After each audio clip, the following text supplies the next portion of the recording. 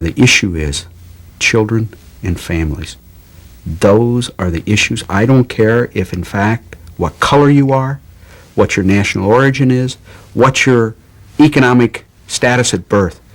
The truth of it is that every parent wants the same thing for their child. They want the child to be healthy. They want them to be educated. They want them to be able to do whatever they can and want to do. Kids do need shelter, and they need, someone to love them. But of my lifetime of experience in living in a boys' home, there's only one feeling that I have. I have lots of memories, things that I can recall, but a feeling that comes up in the back of my neck. And it's what I tell people about kids is what you have to do is to tell a kid someone's on your side. If we can actually drive toward the value that we're going to tell these kids somebody is on your side, I think we're going to solve the problems with our young people.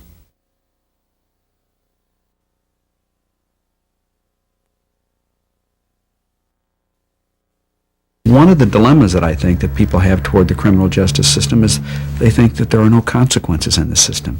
That in fact, that it doesn't make any difference if you're arrested and the prosecutor prosecutes you and the judge actually sentences you, that you're going to go out and walk out the door.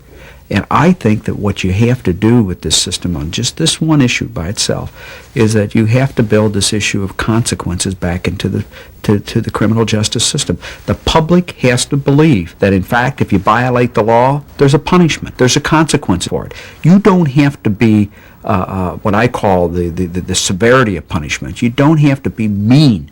What you have to do is be certain with it. There has to be some consequences for violating the rules. And I think what the public wants from a public official is someone in the Attorney General's position who can stand up and talk to the people about this issue of consequences.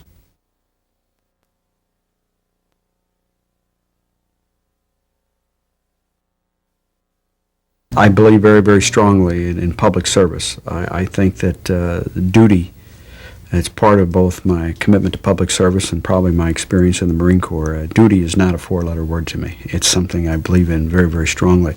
To give something back to a state that has been so good to you, it is that very value, which is the reason why I decided to run for Attorney General this year. I actually think I have something to contribute to the people of this state.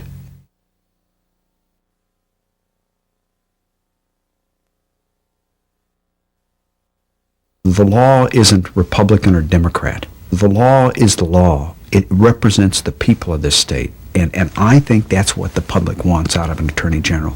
They want somebody who is going to stand up and be their lawyer. And I intend to be that type of a person. It's the value I have. I've done that in my whole public life. In fact, if I didn't think I could do that, I wouldn't be here. I would not run for this office if I didn't think that I could be the people's lawyer of this state.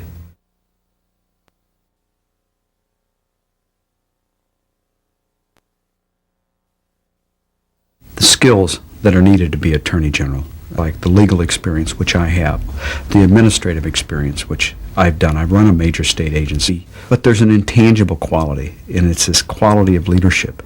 And it gets to this very issue of whether, in fact, that the people of this state can look at you and say, that person represents my interest.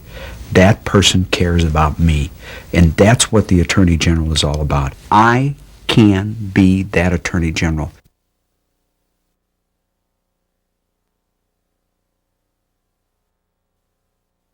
One of the dilemmas that I think that people have toward the criminal justice system is they think that there are no consequences in the system.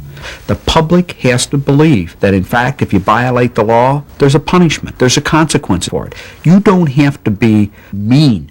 What you have to do is be certain with it. There has to be some consequences for violating the rules. And I think what the public wants is someone in the Attorney General's position who can talk to the people about consequences.